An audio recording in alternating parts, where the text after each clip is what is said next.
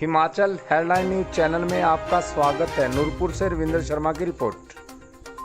हिमाचल प्रदेश जिला कांगड़ा की तहसील नूरपुर में स्थित वेद प्रकाश सरस्वती आत्म प्रज्ञा आश्रम बागनी व अरजाद खान में जमीनी विवाद को लेकर नूरपुर प्रशासन द्वारा एसडीएम सुरेंद्र ठाकुर की अध्यक्षता में बुधवार 22 जुलाई को राजस्व विभाग, वन विभाग, खनन विभाग तथा पुलिस विभाग द्वारा ज्वाइंट इंस्पेक्शन की गई। बता दें कि नूरपुर बागनी नेशनल हाईवे 154 के किनारे डीएवी स्कूल के साथ लिंक रोड से सटते ही वेद प्रकाश सरस्वती आत्म प्रज्ञा आश्रम है। इस आश्रम की जमीन के साथ लगती मलकीती जमीन का मालिक अरजाद खान है। विवाद की असलियत यह है कि आश्रम के साथ लगती जो जमीन अरजाद खान की है, उसमें बताया जा रहा है कि कुछ एक पुराने चीड़ के पेड़ थे जिसे अरजाद ने अपनी भूमि सुधार करते उखाड़ दिया है और जो उखाड़े गए पेड़ भूमि समतल की गई मिट्टी में दफना दिए गए हैं। इस भूमि विवाद का सारा मामला वन विभाग की कार्य प्रणाली तथा अरजाद खान की भूमिका पर संदेहजनक माना जा रहा है। लेकिन अरजाद खान का कहना है कि उसकी मलकीत भूमि पर ऐसे चीड़ के पेड़ हैं जो कि आंधी तूफान के कारण उखड़े तथा टूटे पड़े हैं, जिसमें कई पेड़ गल सड़ रहे हैं और उसने कोई भी पेड़ ना तो काटा है ना ही उखाड़ा है। उसके ऊपर बेबुनियाद इल्ज़ाम मढ़ा जा रहा है। वहीं वेद प्रकाश सरस्वती की शिकायत पर प्रशासन दोनों अरजाद खान तथा वेद प्रकाश सरस्वती ने लिखित रूप से समझौता करवाया है। इन दोनों की मलकीती ज़मीन के बीचों बीच बरसात के पानी की निकासी नाले को लेकर अक्सर आपसी विवाद था। गौरतलब है कि वन विभाग तथा खनन विभाग इस मामले की छानबीन में जुट गया है। मैं स्वामी वेद प्रकाश सरस्वती आत्म प्रज्ञा आश्रम बागनी नूरपुर डीएवी के स्कूल के पास, ये मेरी ज़मीन जो है अरजाद खान के साथ लगती है और उस ज़मीन में हरे 15-20 पेड़ जो है बिल्कुल हरे थे, जो इन्होंने काट करके नाले में दबा दिए गए, जिनको आज भी खोद करके देख सकते हैं।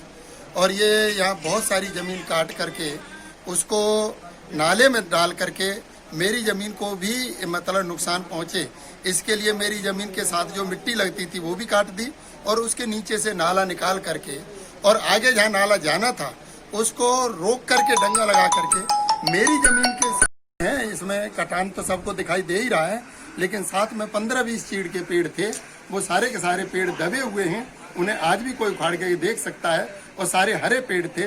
2-3 पेड़ों की वीडियो भी मेरे पास मौजूद है और वो पेड़ जो है आप देख सकते हैं कि कितना दबाया और कितना गहरा दबाया। वो सारे के सारे इसके नीचे दबे हुए हैं और सारा ये कटान करके इस भूमि को नुकसान किया। अरजाद खान निवासी बागनी का, और जैसे मैंने वहाँ पे जमीन ली हुई है, ये मेरी मालकी भूमि है, तो इसको मैंने एग्रीकल्चर लैंड के लिए प्लान किया गया। इसको प्लान किया गया और बाबे ने वहाँ पे आगे इंक्रोज करने के खुंडे खंडे लगाए। मैंने कहा भाई स्वामी जी आप ऐसा मत करो, नहीं तो मैं निशानदेही करा लूँगा इसकी, फिर आपको पीछे हटना पड़ेगा। तो इस करके इन्होंने झूठी कंप्लेन लगा दी बस मेरी। और जैसे और जो पूरा प्रशासन आकर एसडीएम साहब आकर मौके पर देख गए, सब कुछ कर गए। और या तो उसमें या तो मैंने कोई पेड़ नहीं काटे हुए हैं, एक भी पेड़ नहीं काटा हुआ है। जो हवा तूफान से पहले के डिगे हुए हैं वो मेरी ज़मीन में अभी भी कम से कम भी को 20-30 बूटे डिगे हुए हैं, सारे ऐसे पड़े हुए हैं। ये जो इलिसिट फाइलिंग की कंप्लेंट जो बागनी में जो हमारा ये आश्रम है, यहाँ पे जो इलिसिट फाइलिंग की कंप्लेंट आई थी, तो उसका जब हमने मौका जाकर देखा तो वो पहली नज़र में एक्चुअली जो कंप्लेंट आई है उसमें तो ये क्लेम किया गया है कि ये फॉरेस्ट लैंड है। बट एक ही जब हमने इसका रिकॉर्ड देखा और मौके पे जाके लोगों से पूछताछ की तो ये शामलादे मलकीती लैंड निकली है। और जब इसकी रिटर्न कंप्लेंट हमारे को आई थी तो तब भी हमारे स्टाफ ने जाके मौका देखा था और इसमें कुछ 4-5 पेड़ जो अप्रूट किए गए हैं, काटे भी नहीं गए हैं बल्कि अप्रूट किए गए हैं, उसकी जानकारी हुई थी। लेकिन जैसे आज भी एसडीएम साहब की अध्यक्षता में जब ये जॉइंट इंस्पेक्शन हुई, मौका देखा गया, तो